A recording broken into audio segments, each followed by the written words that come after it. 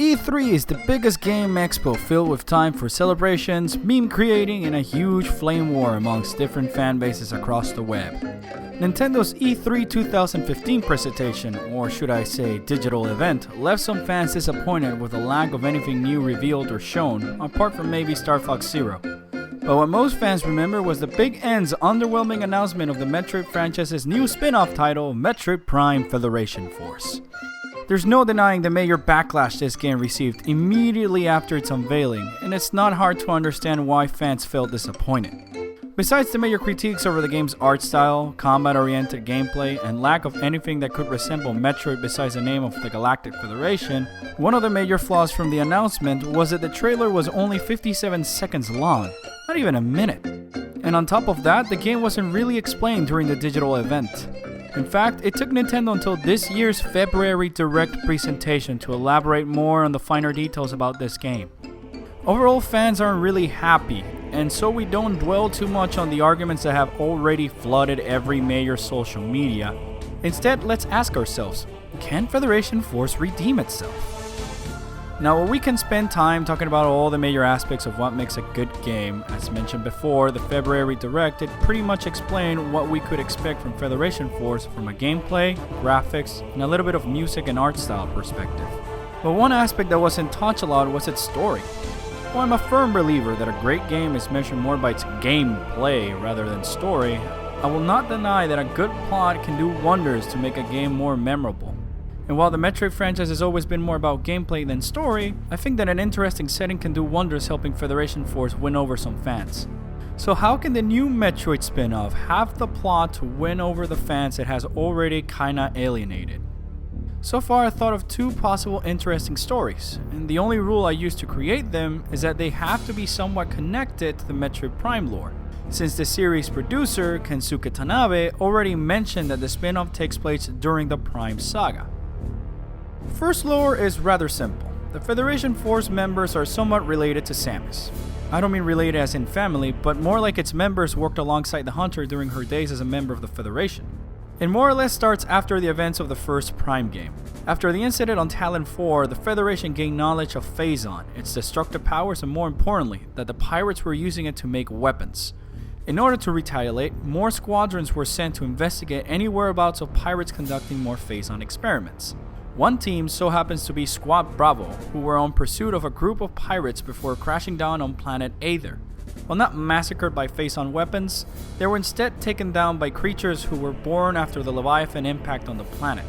Samus confirms to the Federation that Squad Bravo has been terminated, and amongst the dead troopers is one that used to be an old teammate of hers, who she recognizes through the broken visor.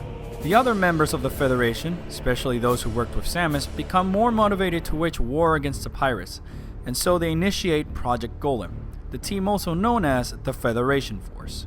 Considering that we see a chibi version of Metroid Prime 3's Samus and her gunship from what the game shown in the Project Golem trailer, then I can speculate that we're experiencing the battle switch before the attack on Orion on that game. And throughout the new spin-off, we play as a group of troopers who are motivated to keep battling by Samus' legacy. If anything, it's a great opportunity to make Samus look all the more badass, as an entire Federation looks up to her strength.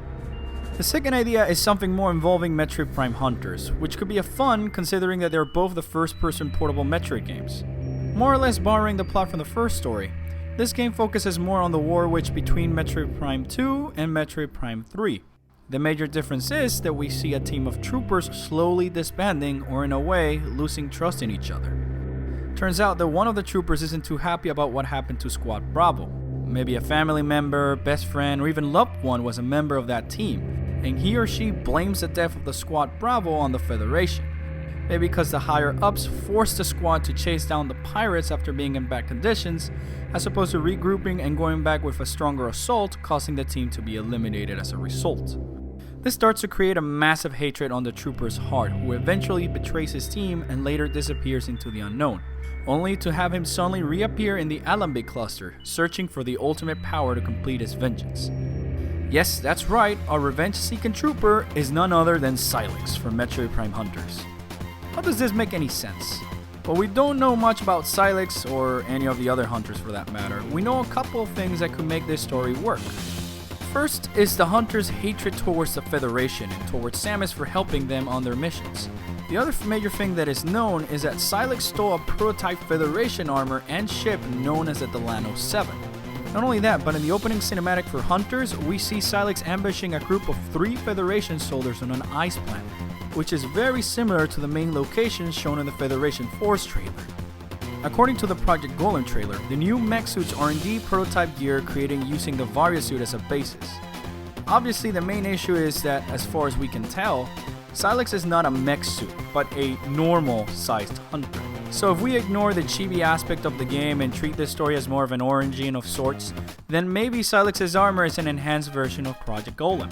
This could work wonders to perhaps continue where the Prime saga left off, not as Metroid Prime 4, but as another series with its own suffix. Tanabe has finally confirmed the theories that were haunting the Metroid community by saying that the ship chasing Samus at the end of Corruption is indeed Sylix's ship. So if this happens to be the story of Federation Force, it could be a great way to bring back fans into the universe after playing Other M, and in a way, tease them and give them something to hold them off while the next real Metroid game eventually gets developed. In the end, I'm not stating these as being official stories, but more of potential plots that could give Federation Force a much needed spark to win over some of its fans. And while I would love to see something taking place after Fusion, who knows if maybe some of these stories become somewhat real and we can start injecting some new life onto the Metroid franchise. I really think we should all give this game a chance.